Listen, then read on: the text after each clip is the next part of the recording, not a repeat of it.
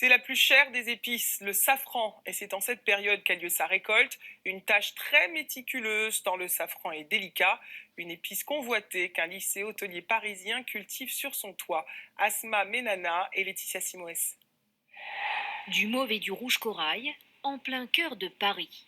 Tous les automnes, la fleur de safran s'épanouit en hauteur. Alors c'est tout naturellement que ces quatre sœurs ont eu l'idée d'en planter ici sur le toit de ce lycée hôtelier. On veut montrer qu'il y a des surfaces dans Paris qu'on peut encore végétaliser et qu'il y a des plantes qui pourraient s'y plaire, notamment le crocus, mais probablement d'autres plantes qui n'ont pas besoin ni d'électricité, pas besoin d'eau.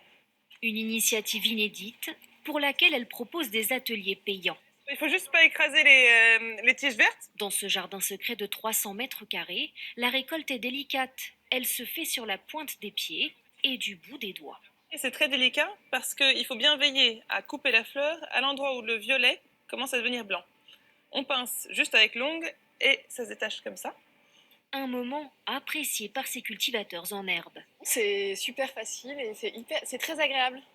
Après 1 heure et demie de cueillette, direction l'émondage. Cette autre étape consiste à recueillir le pistil de la fleur qui donnera le safran après avoir séché, une étape essentielle mais aussi très chronophage. Il faut tout faire dans la journée.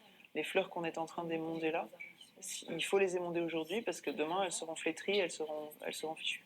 Au total, les 20 000 bulbes plantés ici ne devraient donner que 150 grammes de safran vendus en partie à de grands chefs étoilés. Cet or rouge porte bien son nom. 1 gramme de safran coûte entre 30 et 40 euros, ce qui en fait encore aujourd'hui l'épice la plus chère du monde.